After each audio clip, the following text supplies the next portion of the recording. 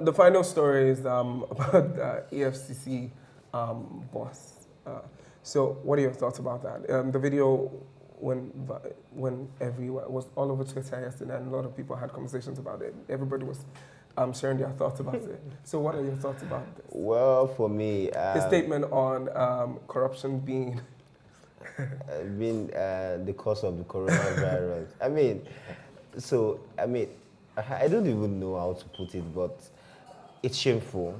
That's at best, that's the best way to put it, that it's shameful. It's shameful because one could have, passed this off as a mistake.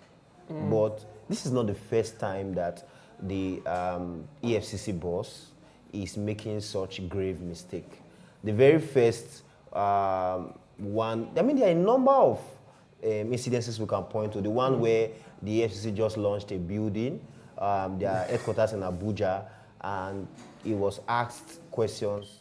The answers he gave were totally off the grid.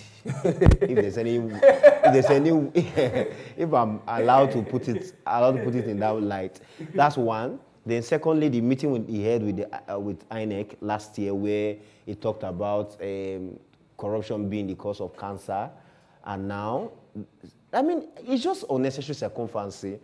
The fact that you had the president in your domain, you were having an event and the president was there, and you were trying to prove to him that, you are that smart, wonderful. Because I don't see any explanation why the statement says corruption is one of the greatest strategy to humankind, and that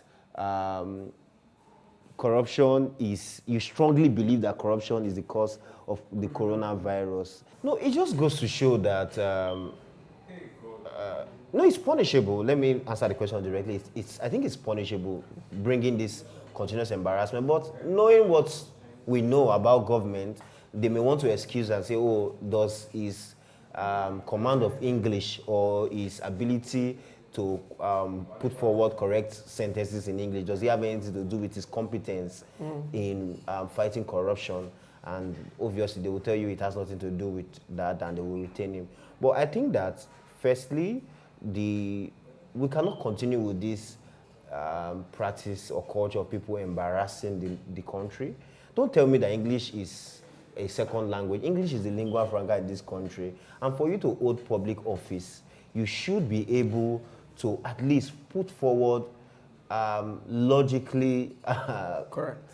Yeah, statements that are logical, not things that runs against every law in science, things that does not make any sense medically, telling me that corruption is the... No, it doesn't. For me, it's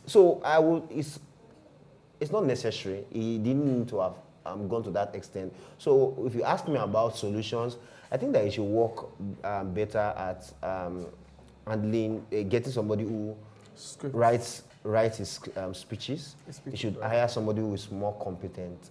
And if he's giving a competent speechwriter, he should stick to the script, not trying to impress the president with those kind of unforgivable errors.